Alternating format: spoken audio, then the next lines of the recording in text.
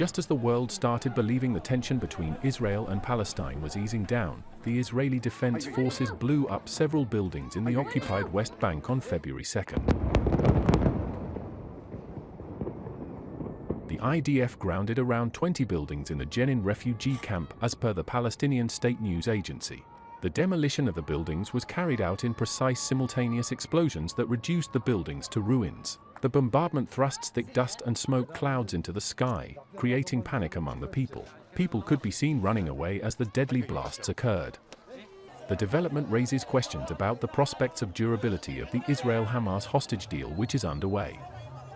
Negotiations are due to start by February 4th on agreements for the release of the remaining hostages and the withdrawal of Israeli troops from Gaza in a second phase of the deal, which is intended to lead to the final end of the war in Gaza. Israeli Prime Minister Benjamin Netanyahu is also expected to meet United States President Donald Trump on the same day, with the ceasefire in Gaza and a possible normalization of relations with Saudi Arabia as part of a post-war deal likely to be the focus. However, Hamas, which recently locked the hostages deal with Israel, has now called for an escalation in the resistance against Israeli defense forces following the demolition of buildings in Jenin. It is noteworthy that the Israeli forces have been conducting a massive operation for nearly 2 weeks in Jenin that the Israeli military says is targeted at local militants, including seizing weapon stockpiles. A spokesperson for the Israeli forces said several structures used as terrorist infrastructure had been dismantled and that more details would be released later. Israeli forces have been engaged in gun battles with local militants since the operation began. Defense Minister Israel Katz said on Wednesday that security forces would stay until the operation is complete.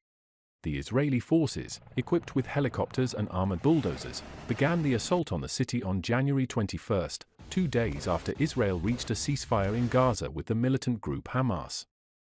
At least 25 Palestinians have been killed since the Israeli military operation began, including 9 members of armed groups, a 73-year-old man and a 2-year-old girl, according to Palestinian officials.